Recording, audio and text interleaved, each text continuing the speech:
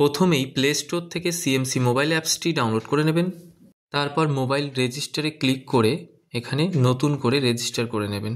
এখানে নাম, mobile number, email ID এবং এমপিন সেট করে গেট ওটিপিতে ক্লিক করবেন। ওটিপি আসবে এবং ওটিপিটা বসিয়ে দেবেন। এভাবেই খুব সহজে রেজিস্টার করে নিতে পারবেন আপনারা এই অ্যাপসের। এরপর মোবাইল নাম্বার দিয়ে কন্টিনিউ করবেন। এই অ্যাপসটির মাধ্যমে আপনারা টেলিকলিং, অনলাইন কনসালটেন্ট এবং এছাড়াও বিভিন্ন অনলাইন মেডিসিন এছাড়া বিভিন্ন ধরনের আপনারা সুযোগ সুবিধা পেয়ে যাবেন। এরপর আপনার যে পেশেন্ট আইডি কার্ডটা আছে সেখান থেকে পেশেন্ট আইডির নাম্বারটা মারবেন এবং গেট ওটিপি অথবা আপনি পাসওয়ার্ড যদি মনে থাকে পাসওয়ার্ড মারতে পারেন। এছাড়া না মনে থাকলে ফরগেট করে দিতে পারেন। তারপর এই পেজটা খুলে যাবে। এখানে পেশেন্টের নাম লেখা থাকবে, আইডি লেখা থাকবে এবং তার বয়স লেখা থাকবে।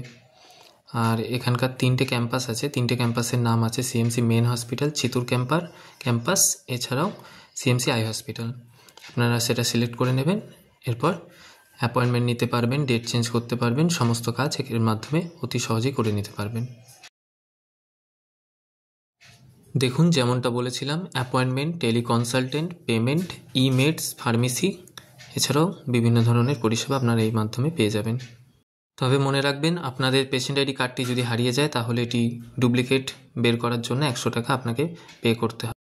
সিএমসি ভেলোরে যারাই প্রথম চিকিৎসার জন্য আসবেন তাদের প্রথম যে কাজটা করতে হবে সেটা হচ্ছে প্রথম রেজিস্ট্রেশন করতে হবে এবং এই পেশেন্ট কার্ডটি সংগ্রহ করতে হবে।